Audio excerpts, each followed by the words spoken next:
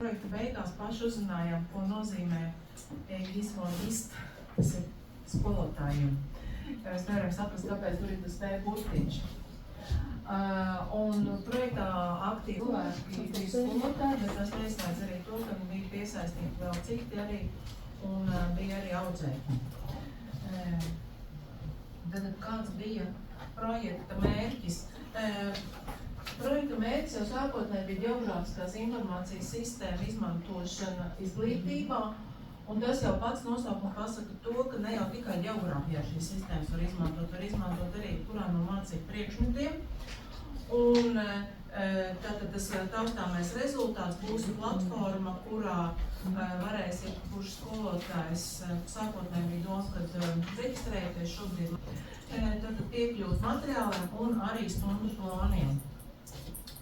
Un galvenais, ko mēs ieguvām šajā projektā, tātad kā veidot efektīvus stundu plānus un kā ar tiem strādāt. Un tātad šeit bija tā saucamie Rozenšteina principi, dubultās kodēšanas sīkattēli, kas arī ir tiek lietot. Tas viss ir pārtulkots mājaslapā, būs arī latviešu valodā. Kā mākslīgais intelekts tur daudz ko pārtulkos, tas tā ir viena lieta, bet tas, kas būs tulkots mūsu tulkojums, tas vairāk vai mazāk tomēr daudz precīzāks. Un šie te principi faktiski saskan ar šiem te mūsu principiem, kā ir jāveido mums arī stundas, un tas var ļoti būtiski atvieglot darbu. Tātad šeit ir tātad, kā mēs apgūstam jauno materiālu, kādu sīkos soļos, nelielos soļos skolotāju jautājumu, materiālu nodrošināšanu, tad mēs pēc karsta pieliekam arī tātad sīku attēlu. Un tātad, kā tad notiek šī te stundas veidošana, tātad mēs veidojam tātad kā kāpnes, kā drepes, kur mēs iesākam stundu ar jaunā materiāla iepazīstināšanu vai atkārtošanu. Tad mēs pakāpeniski veidojam šīs te zināšanas. Stunda tiek veidot individuālā izpēta vai grupu darbi vai projektu darbi, un beidzot, kā tad mēs apgūstam šo te atgriezenisko saiti vai prezentu rakstīt, kas mums ir tie galvenie atslēgas vārdi, atslēgas faktori, kas tad mūsu stundām būs. Kā tas patiesībā notiek? Tātad es šeit veidoju izgriezumus, bet, protams, viņš pārskatāmāk ir, ja mēs varam paskrūlēt tātad šo lapu. Vispirms tātad katrai stundai veidojam plānu un uzrakstam, kāda tā šī tēmas apgūbūs, kādai klasē mēs šo te stundu plānu veidojam. Un tad nāk šie sīkattēli, kurus mēs pievienojam, tātad, ko tad mēs gribam šai stundā panākt, ja? Vai tā būs kvalitatīva izglītība, vai vēl kaut kas cits, ja? Tad mēs varam salikt paši sev atgādnē, tātad, ko tad mēs no šīs stundas vēlamies vispār dabūt ārā, kāds būs tas rezultāts. Tad kādi resursi šeit būs nepieciešami, mēs saliekam saites, saliekam visas prezentācijas, kas mums šajā stundā būs nepieciešams, un kas arī būs vajadzīgs darbam ar skolēniem.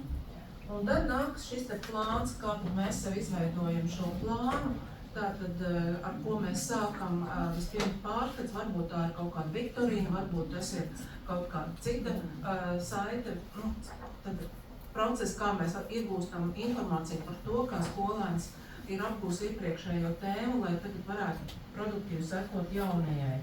Pārbaudam izpratni, un tieši tur vēl piekļuvums, tulkojums, ja, vai ir ieviests plāns, kaut kāds vai nepareiz priekšstati.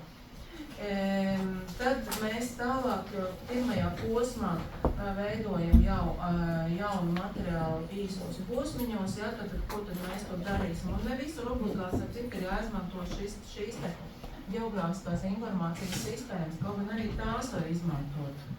Bet mums likās, ka šis te plāns varētu mums ļoti atvieglot arī pašiem darbu, kā tad mēs veidojam savus stundu plānus.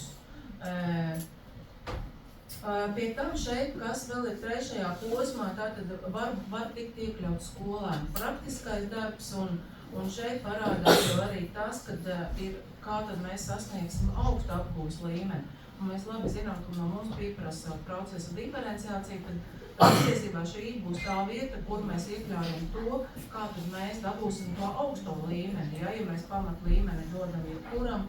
Nu, un visbeidzot, tā tad būs vai nu izpēta vai diskusija, vai tad šīs stundas plāns mums ir realizējies, vai mēs esam dabūjuši ne to rezultātu, ko mēs bijām plānojuši. Tātad šādā veidā un šeit labajā pusītē mēs varam likt arī šīs laika grafiku minūtes, kas ir ļoti būtiski. Vismaz man ir tas, ka es ļoti bieži sāku kaut ko darīt, aizplānojos, aizrunājos, un tad man nojūg tas grafiks. Un tad, kad nāk atklātās stundas, tad gan mēs esam, es domāju, visi ļoti saplānojuši visu pa minūtēm, burtiski kā tad mums šis process norisināsies. Bet šis plāns var palīdzēt mums sevi arī tātad organizēt, vai mēs šai stundā sasniegsim to, ko mēs gribam.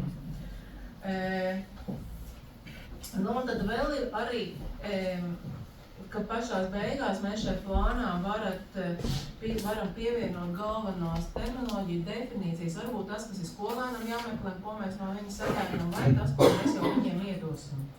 Tātad, kā tas notiek reāli praktiski? Tā bija tā veidlapa, kurā mēs tātad varam šo te plānu veidot, bet tātad šis ir Beļģijas koledžas plāns, klimats un migrācija.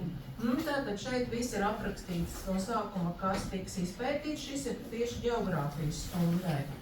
Un tātad šeit ir pievienots, un redzam no visām 15 sīkatēliem, un šeit ir pievienot tikai 5. Ja, tātad ne katrā stundā mēs visu liekam. Tātad, ko skolēni darīs, kādi būs tie mērķi. Un es gribu teikt tā, ka vismaz man tie ir kā mērķi izvirzīšana diezgan varbūt šādi un tādi, jā. Un tad jāmācās sevi. Tad mums ir izstrādātās hipersaites arī un resursi, kas tiks stundā izmantoti, tur viņiem ielikt. Tad ir pārskats par to, ka, teiksim, 2 minūtes, kas tad stundā kā pārbauda iepriekšējās zināšanas. Es visu šeit neieliku, bet tas apmēram ir tāds reālais plāns, kā tad stundā tiks strādāts skolotāja vadībā uzdevums, kurš sastāv no 3 daļām un kā tas tiks veikts. Un tieši kā skolēni to paveiks mazās grupiņās vai kā savādāk. Ja?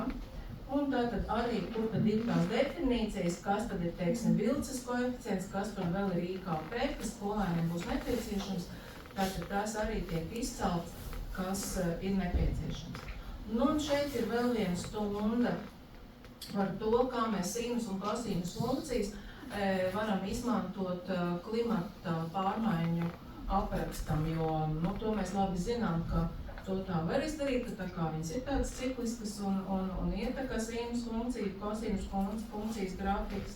Šī man palikusi vēl ir angļu valodā, bet tā kā tas arī tulkošanas procesā, tātad, ko mēs vēlamies panākt. Un patiesībā tā jau ir matemātikas stunda, nevis ģeogrāfijas stunda, kaut gan var izmantot abās, protams. Ja? Un tātad, ko mēs gribam panākt, kas mums tiks izmantots, ko mēs darām 5 minūtes, apspriežam, kas vispār ir ģeogrāfiskās informācijas sistēmas, kāda klimata dati tiek lietoti, temperatūra vai vēl kaut kas cits, ja? Vizualizējam, lai saprastu, kādas ir sezonālās izmaiņas. Un, protams, kad skolēniem ir jāatkārto šajā gadījumā arī tātad par šīm te sinus kosinus funkcijām, mēs nelikt visu plānu līdz galam. Un tas viss būs mums atrodams tātad šajā te mājaslapā GIS for Teachers, un tas izskatās šādi. Tātad šeit augšā mēs dabūjam šeit valodas, kā es teicu, šeit būs materiāli, kas mūs tulko, gan arī, ko tulko mākslīgais intelekts. Tad tur, kur ir rezultāti, ja, tur arī būs pieejami tātad šie te atvērtās piekļuvas mācību moduļi, ja, un to var izmantot kurā, teiksim, stundā. Ja, tad mēs varam šeit daudz atrast. Un gadījumu izpētes izveide. Tātad šeit ir ļoti labs materiāls par tieši pedagogiem, kā mēs šo visu varam izmantot, ja? Kā mēs kompetences izmantojam, lai savienotu ar mūsu mācību procesiem. Tāds ir tas taustāmais rezultāts, un mums arī tāpēc gribējās padalīties par to, ka gan jau ne tikai ģeogrāfiem un matemātiķiem noderēs, arī vēl varbūt daudziem citiem skolotājiem var palīdzēt plānot savu mācību stundu. Tas arī mums to projektu ir viss projekts noslēgsies maijā, un process bija ļoti smags, bet izdarījām no sākuma godīgi sakot, nesapratām, ko no mums grib, bet rezultāts ir tiešām vērtīgs.